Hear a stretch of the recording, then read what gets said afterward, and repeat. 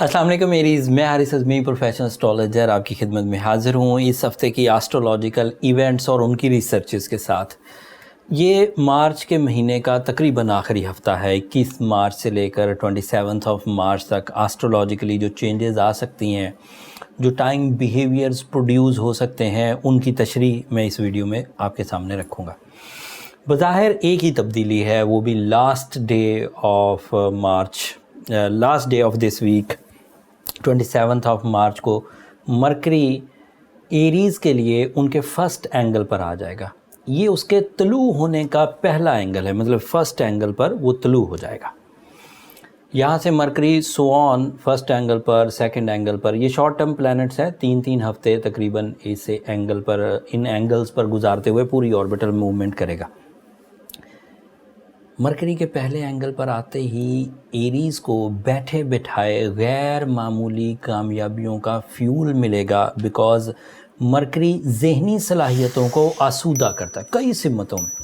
और जहन एक ऐसा ऑर्गन है कि जिसको आप किसी लिमिट्स में यूज़ नहीं करते। आप उसे पर्सनालिटी मेकिंग के लिए यूज़ करते हैं, आप उसे मनी मेकिंग के लिए यूज़ करते हैं, आप उसे एजुकेशन के लिए, आप उसे रोमांस के लिए, मतलब माइंड अगर अच्छा है, माइंड को फ्यूल प्रॉपरली मिल रहा है, मौसम आपके लिए, नेचुरल सपोर्ट आपके लिए मुयस्सर है, तो आप ग्रो करेंगे ही करेंगे।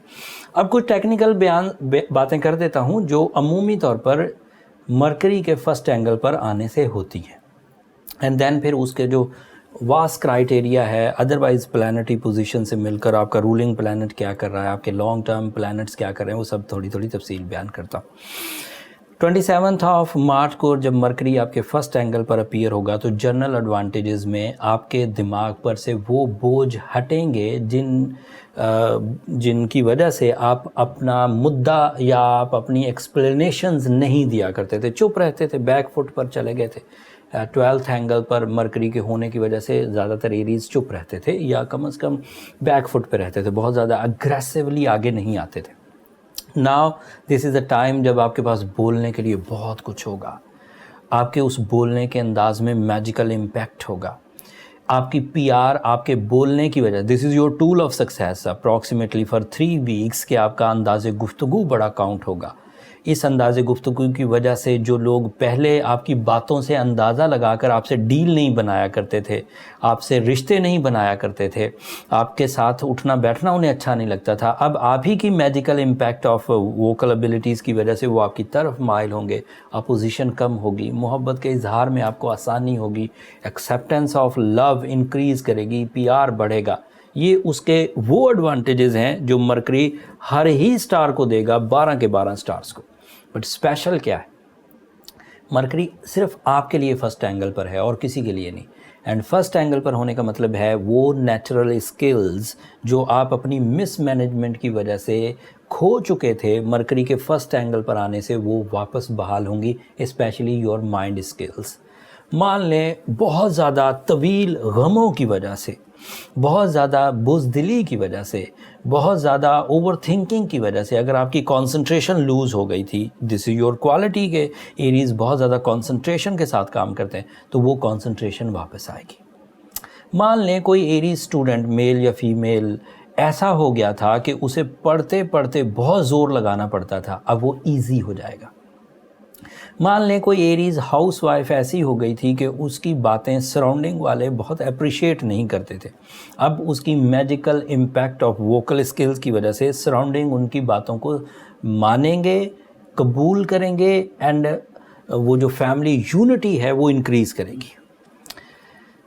एरीज़ के लिए सीखने का अमल तेज़ हो जाएगा। स्टूडेंट्स तो ऑब्वियसली इसका फ़ायदा उठाएंगे क्योंकि मरकरी एक ऐसा प्लैनेट है जो माइंड स्किल्स को, फोकसिंग को, कैलकुलेशंस को, वोकल एबिलिटीज़ को, इन सब को इन्हेंस करता है, तो इसका फ़ायदा ज़्यादातर स्टूडेंट्स उठाते हैं। लेकिन स्टूडेंट्स के अलावा भी लोग ज़िंदगी से कुछ सीख रहे होते हैं, जैसे लोगों की नीयतें पढ़ना, जैसे हालात और वाक़या से अपनी मैच्योरिटी में इजाफ़ा करना, that is also a learning concept, so वो भी इन्हेंस होगा। ये और इस तरह के और बहुत सारे फ़ायदे, बात बहुत लंबी हो जाएगी। And there is another positive thing, अगर मरकरी कभी भी अच्छी फॉर्म में हो तो इसकी वजह से आपके थर्ड एंगल को और सिक्स्थ एंगल को बहुत सपोर्ट मिलती है। Third angle is a angle of family welfare. Third angle is a surrounding, जो इमीडिएट सराउंडिंग होती है, मतलब कुछ दोस्त, कुछ लोगों से जिनका आपको डेली, जिनसे राब्ते होने हैं, जिनसे डेली बात होनी है, ये सराउंडिंग कहलाती है। इनके साथ आपके ताल्लुकात बहुत अच्छे होंगे। And sixth angle is a angle of your physical health. Sixth angle is a angle of your government related issues. Sixth angle is a angle of your physical stamina. Mercury का पॉजिटिव होना इन सब चीज़ों को भी enhance करेगा। Health enhancement, stamina enhancement, thinking, deep planning, accurate planning, executive planning, risk taking, educational activities, deal making, vocal skills, ये सब आपको इस हफ्ते से मुयस्सर आ जाएंगे। बट बात अभी ख़त्म नहीं हुई एरीज़। जिस एंगल पर 27 मार्च को मरकरी आएगा, इस एंगल पर 18 मार्च से ही सूरज पहले से मौजूद है। अब ये दो ताकतवर सिचुएशंस बनेंगी। पहले आपके पास विल क्रिएट हो रही थी, पहले आपके पास वे आउट्स क्रिएट हो रहे थे, बट माइंड स्किल्स में अभी भी कुछ शकूक, कुछ सेंसिटिविटीज़, कुछ वीकनेसेस, कुछ डिलेज बाकी थे। बट 27 को मरकरी के भी पॉजिटिव हो जाने से ये सन और मरकरी की कम्बिनेशन आपके प्लान्स को पुख्तगी देगी, आपके डिसीजंस को ब्रेवरी देगी, आपकी एफर्ट्स को रिवॉर्ड्स में बदलेगी। And this is natural phenomena. ये सेम उसी तरह है जिस तरह दिन तलू हो जाए। जब दिन तलू हो जाए तो माइंड को भी वो फोकस करता है, नए रास्ते भी प्रोड्यूस करके देता है, आपको अमली जामा पहनाने के लिए पूरा मौका देता है। तो अगर अब कोई एरीज़ अपनी ज़िंदगी में कुछ भी निखार लाना चाहता है तो this is my professional statement के उसके अगले 3 हफ्ते सूरज और मरकरी की आपसी आमेजिश की वजह से ग्रोथ करेंगे। फिर इसमें रमज़ान भी ऐड हो जाएगा, रमज़ान की ब्लेसिंग्स भी आ जाएंगी। जब तक ये वीडियो आप तक पहुंचेगी तब शब बरात भी आपके पास मुयस्सर होगी। The things are going good. And otherwise अब आपके पास चीज़ें, ये 2 नई खबरें थी। अदरवाइज़ आपका रूलिंग प्लैनेट मार्स आपके 11th एंगल पर है। ट्रेडिंग के लिए इस वक्त एरीज़ को फुली सपोर्ट है from the solar system, from the time behavior. This is the golden season for investments, for competitions, for traveling, for dual nationality. इसके अलावा आपके लिए वीनस आपके 11th एंगल पर है। Venus is your love life, Venus is your beauty, Venus is your sudden gains and Venus is your material advantages. So ये एक ऐसा कॉन्सेप्ट है जिसकी वजह से आपको आसानी से आपकी दिलचस्पी के मामलात में ही कामयाबियाँ मिलना शुरू हो जाएंगी।